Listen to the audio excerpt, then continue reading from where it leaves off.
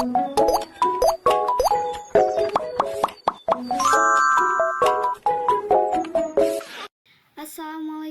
warahmatullahi wabarakatuh. Hello everyone, welcome back to my YouTube channel Alia Rahma.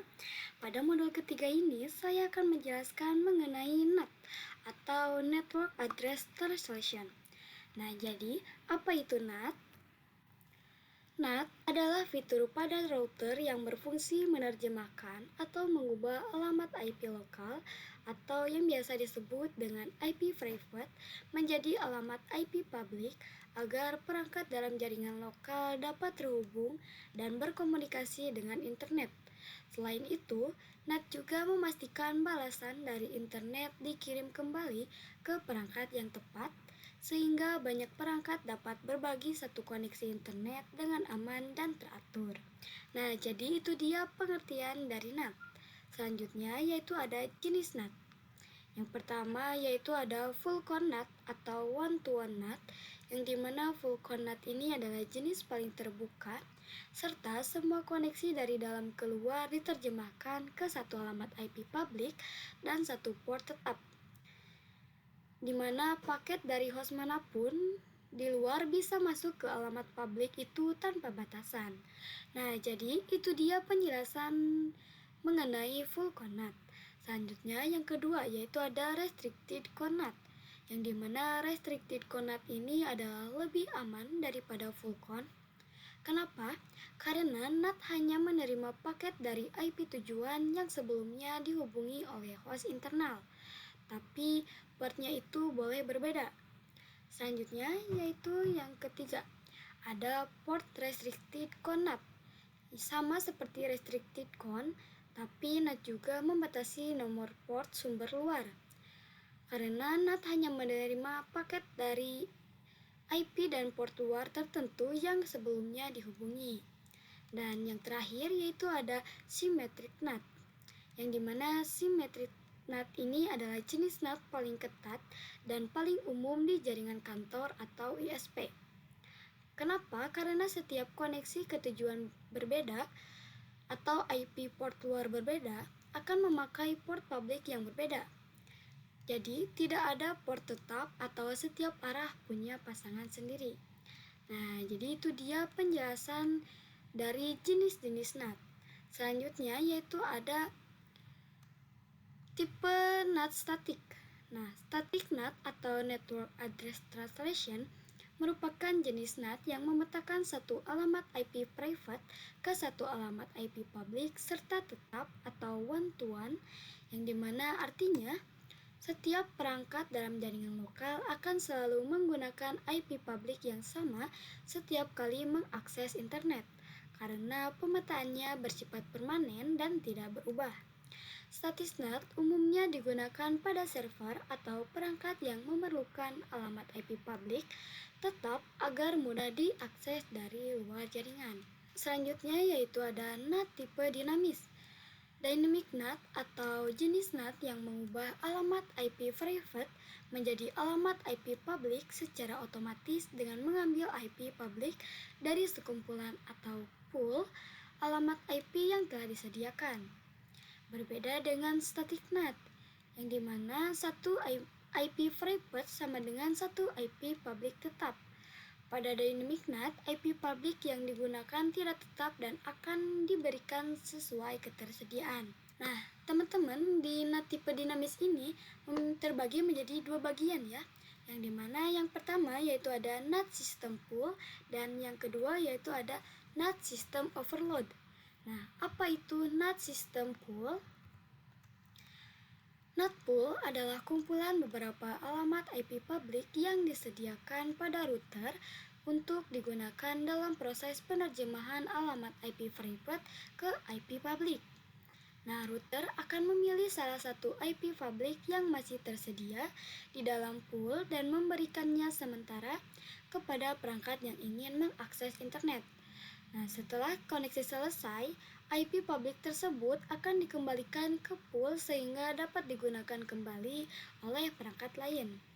Dengan menggunakan NAT pool, penggunaan alamat IP publik menjadi lebih efisien karena satu kumpulan IP dapat dipakai secara bergantian oleh banyak perangkat. Nah, jadi itu dia pengertian dari NAT pool. Selanjutnya yaitu ada pengertian dari NAT overloading. Nah, NAT dengan sistem overloading menggunakan logika request atau permintaan dari banyak klien atau banyak alamat dioperkan atau diberikan ke satu alamat IP distribusi. Sejumlah IP lokal atau internal dapat ditranslasikan ke satu alamat IP global atau outside. Nah, hal ini juga sangat menghemat penggunaan alokasi IP dari ISP. Sharing atau pemakaian bersama satu alamat IP ini menggunakan metode port multiplexing atau perubahan port ke paket outbound. Nah, jadi itu dia teori-teori dari NAT ya teman-teman. Selanjutnya saya akan langsung mempraktikkan teori NAT dinamis dan NAT statis serta statis routing yaitu BGP pada aplikasi Cisco Packet Tracer. Oke teman-teman, di sini saya sudah masuk pada aplikasi Cisco Packet Tracer. Nah, di sini juga saya sudah menyiapkan topologinya yang dimana terdiri dari satu server, 3 router, 1 switch, dan 2 PC. Serta di sini juga saya sudah menambahkan IP address, IP NAS hub, autonomous system, dan VLAN-nya. Nah, untuk server di sini saya memberi nama yaitu server. Lalu untuk router yaitu ada Google, ISP, client, dan switch, PC1 dan PC2. Nah, sebelum kita masuk pada konfigurasinya, di sini saya akan menjelaskan terlebih dahulu apa tujuan dari topologi ini, yaitu tujuannya adalah di dalam sebuah NAT kita itu tahu mengenai IP public dan IP private, yang dimana IP public merupakan IP yang sudah didaftarkan ke dalam jaringan. Jadi kalau kita menggunakan IP public itu pasti kita akan otomatis masuk atau bisa mengakses internet. Tetapi kalau kita menggunakan IP private, kita otomatis tidak akan bisa mengakses ke server atau IP ke internet. Jadi kita ibaratkan saja server ini merupakan pusat data manage dari jaringan yang dikelola oleh internet. Oke? Langsung saja kita masuk pada konfigurasinya. Pertama-tama seperti biasa, kita akan menyalakan port terlebih dahulu yang mengarah ke server, router, lalu ke switch. Dengan cara kita masuk pada router Google, CLI. Di sini kita enable configuration terminal, interface GIG 0/0 ya teman-teman yang mengarah ke server. G0/0, no shutdown. IP address-nya adalah 172.16.23.1 dengan subnet mask-nya yaitu 255.255.255.0. Oke, lalu interface G 0/1 yang mengarah ke router ISP ya. G0/1, no shutdown. IP address-nya adalah 10.10.10.1 255.255.255.252. Oke, sudah. Selanjutnya kita akan masuk pada router ISP. CLI di sini no enable configuration terminal, lalu interface G0/0 yang ini ya teman-teman, no shutdown. IP address-nya adalah 10.10.10.2 255.255.255.252. Oke. Selanjutnya interface G0/1 satu yang mengarah ke router klien. 1. No shutdown. IP address-nya adalah 11.11.11.1 255.255.255.252. Oke, sudah. Selanjutnya kita akan masuk pada router client. CLI no enable configuration terminal interface G 0/0 ya teman-teman. G 0/0 no shutdown. IP address-nya adalah 11.11.11.2 255.255.255.252. Selanjutnya interface G 0/1 no shutdown. Nah, pada router client yang interface G 0/1 ini, setelah kita memasukkan perintah no shutdown, untuk sub interface-nya kita ke VLAN-nya ya teman-teman. Jadi interface G 0/1 titik VLAN-nya yaitu ada VLAN 10 dan 20. Di sini kita masukkan terlebih dahulu yang VLAN 10. VLAN 10. Lalu encapsulation.1q VLAN 10.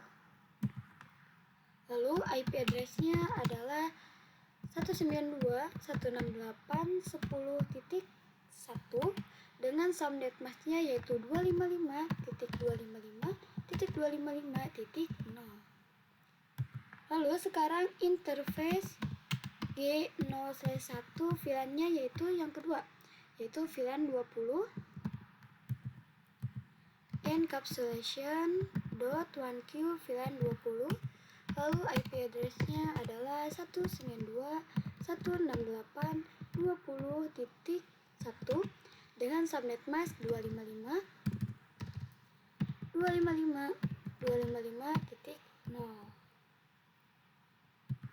Oke, sudah. Selanjutnya kita akan masuk pada switch. CLI enter enable configuration terminal. Nah, di sini kita masukkan VLAN-nya ya teman-teman. Yang pertama kita akan masukkan VLAN 10 terlebih dahulu. Nah, lalu interface-nya. Nah, yang dimana VLAN 10 ini interface-nya yaitu FA 0/2, sedangkan VLAN 20 ini yaitu interface-nya adalah FA 0/3 ya. Berarti di sini untuk VLAN 10 interface FA 0/3.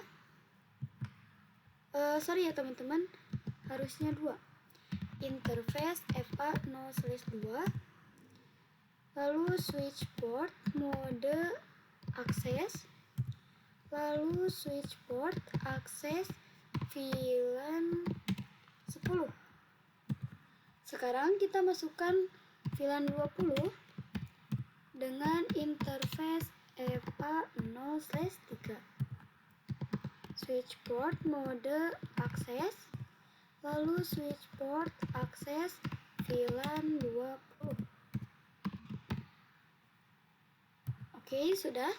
Selanjutnya kita akan masuk ke mode terang. Yang dimana untuk mode terang ini kita menggunakan interface FA 0/1. Di sini interface FA 0/1. Lalu switch port mode terang. Lalu switch port terang allowed VLAN 10 dan 20. Oke, sudah. Selanjutnya kita akan masuk ke PC, desktop, IP configuration. Nah, di sini kita masukkan IP address-nya, yaitu 192.168.10.2. Untuk default gateway-nya yaitu 192.168.10.1. Lakukan hal yang sama pada PC yang kedua.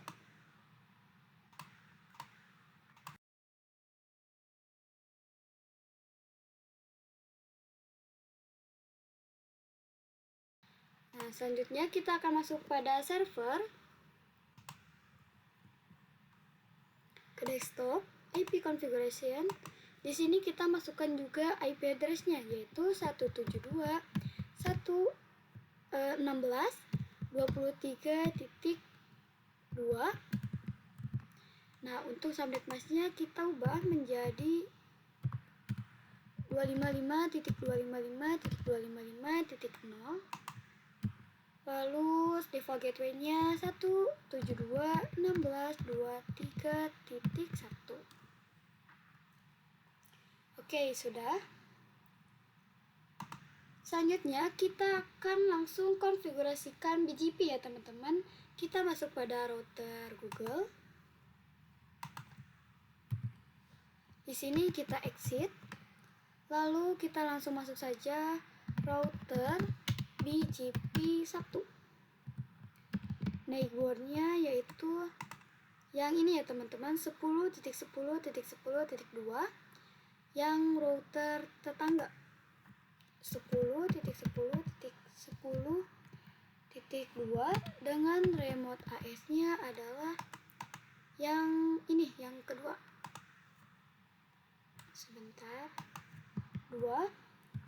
Lalu networknya yaitu 10.10.10.0 dengan max yaitu 255.255.255.252. Lalu network yang ada pada server yaitu 172.16.23.0 dengan max 255.255.255.0. Selanjutnya kita akan masuk pada router ISP. Di sini exit. Lalu router BGP, karena tadi di router Google ini 1, maka di sini sekarang 2. Neighbor 10.10.10.1 dengan remote AS-nya adalah 1 ya. Lalu networknya adalah 10.10.10.0, max-nya yaitu 255.255.255.252. Lalu network yang keduanya adalah 11.11.11.0 dengan max-nya adalah 255.255.255.252. Sekarang kita akan cek dengan menggunakan perintah do show IP route. Oke, sorry ya teman-teman, do show IP route. Nah, bisa dilihat di sini ada kode B. Yang dimana kode B ini adalah BGP. Berarti ini tandanya sudah ada ya teman-teman, yaitu 172.16.23 via 10.10.10.1. Sekarang kita akan cek pada router Google. Do show IP route. Nah, di sini juga sudah ada ya teman-teman BGP-nya, yaitu 11.11.11.0 via 10.10.10.2. Oke, selanjutnya kita akan menambahkan IP route pada router klien ya teman-teman. Nah, yang dimana di sini juga kita akan langsung masuk ke konfigurasian NAT dynamic. Oke, di sini kita exit. Lalu IP route 0.0.0.0 yaitu 0.0.0.0, lalu 11.11.11.1. Oke, sudah. Kita akan coba ping dari PC 1 ke internetnya ya teman-teman yang ada pada server. Kita masuk ke PC 1, ke command prompt, lalu ping 172.16.23.1. Kita tunggu sebentar.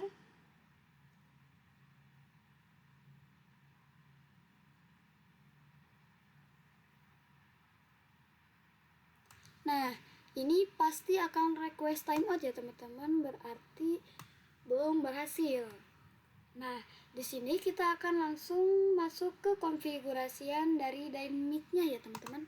Kita masuk pada klien lagi. Di sini kita masukkan perintah access list 1 permit. Oke, bentar. 1 permit, yaitu IP address-nya adalah 192.168. Kita menggunakan VLAN 10 terlebih dahulu ya, yaitu 10.0. Karena menggunakan slash 24, maka max-nya adalah 0.0.0.255. Oke, di sini kita copy aja. Bentar ya. Oke, di sini kita ubah menjadi 20. Oh, sorry.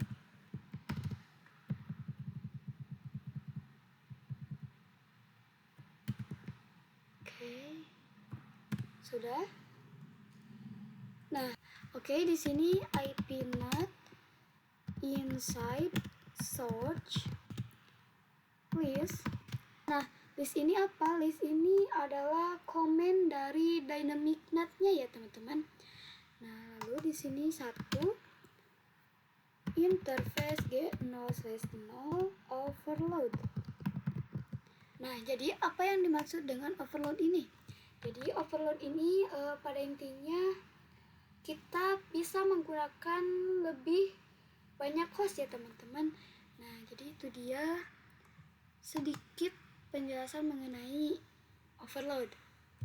Selanjutnya interface G0/0 lalu IP NAT outside yang sudah saya jelaskan tadi pada teori NAT ya teman-teman. Lalu interface G0/1, di sini kita masukkan VLAN-nya. Interface G0/1 titik, VLAN-nya adalah VLAN 10. Lalu IP NAT inside. Lalu interface G0/1 sekarang VLAN-nya adalah 20. IP NAT outside. Oke, sudah. Sekarang kita akan coba kembali ping dari PC1 ke internetnya ya, teman-teman.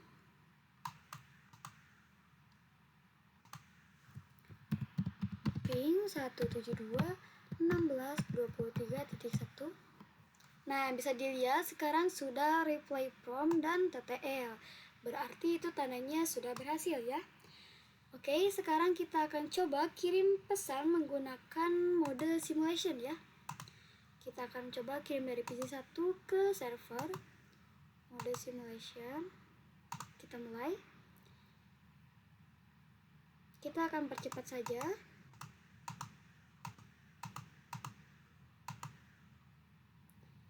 Nah, bisa dilihat sudah successful ya teman-teman.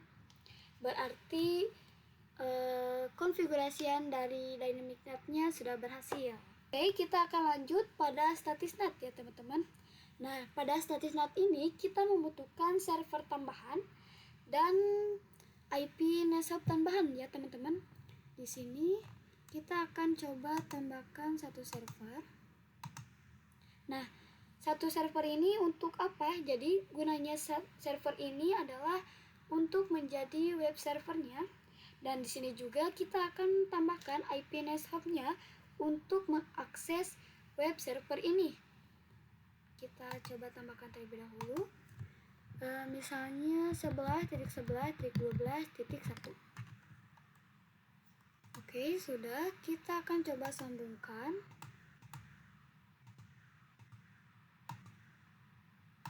Oke. Selanjutnya kita akan langsung masuk saja pada konfigurasiannya. Kita akan masuk pada router client. Di sini kita exit 2 kali. Lalu configuration terminal. Lalu interface G0/. Kita aktifkan terlebih dahulu portnya, yaitu G0/2. no shutdown. Lalu IP address-nya adalah 192.168.30.1 dengan subnet mask 255.255.255.0. Oke, kita close terlebih dahulu. Kita masuk pada server, desktop, IP configuration. Di sini kita masukkan IP address-nya terlebih dahulu ya, yaitu 192.168.30.2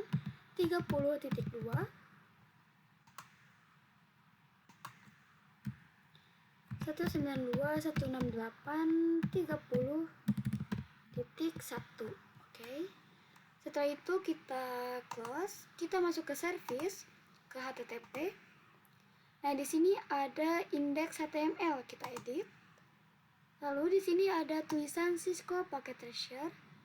Kita ubah menjadi Hi, welcome to SID. Kita save. Yes. Oke, sudah. Kita akan masuk kembali pada router client. Di sini kita masukkan interface G0/0. Lalu IP address-nya yang ini ya teman-teman, IP NetHub yang 11.11.12.1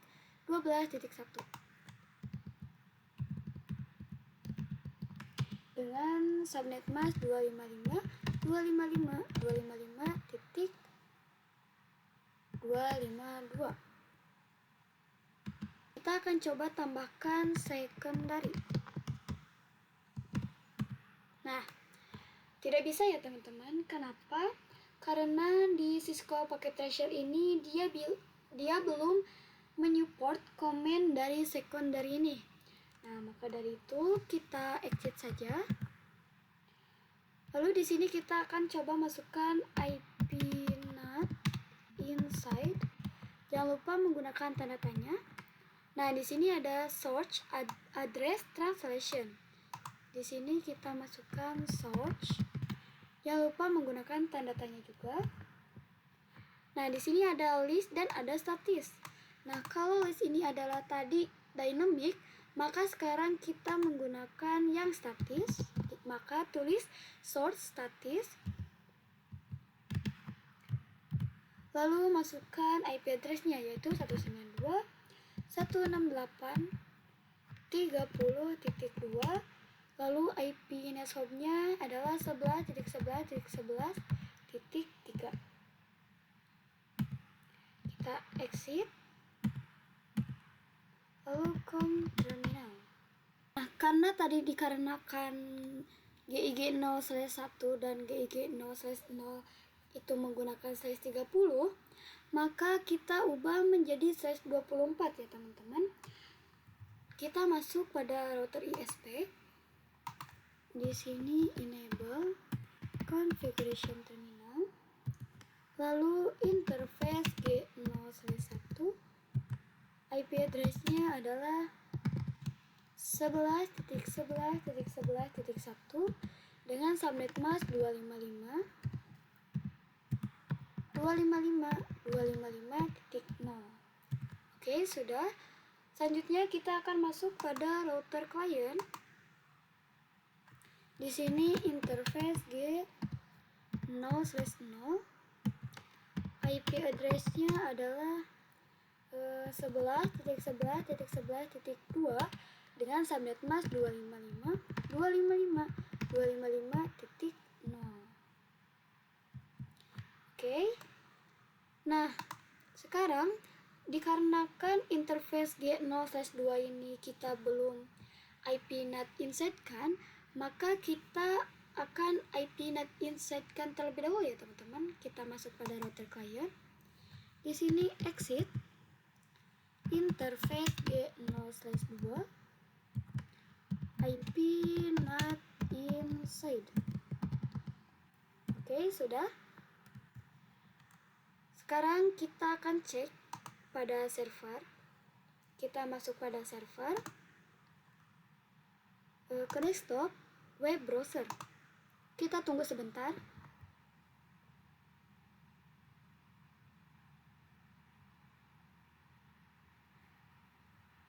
Nah, di sini ada URL. Sekarang kita masukkan IP address-nya, yaitu 192.168.30.2, lalu go. Nah, sekarang sudah muncul ya teman-teman tulisan yang sudah kita edit tadi, yaitu Hi, welcome to SID. Nah, jadi ini sudah berhasil ya teman-teman, konfigurasi dari Statisnat. Oke. Nah, jadi itu dia ya teman-teman penjelasan dari saya mengenai teori NAT, yang dimana tadi terdiri dari pengertian NAT, lalu jenis-jenis NAT, lalu ada tipe NAT dinamis dan tipe NAT statis, serta tipe NAT dinamis ini terbagi menjadi dua. Yang pertama yaitu ada sistem full dan sistem overloading. Nah, serta konfigurasian dari dynamic NAT dan statis NAT. Sekian dari saya. Wassalamualaikum warahmatullahi wabarakatuh.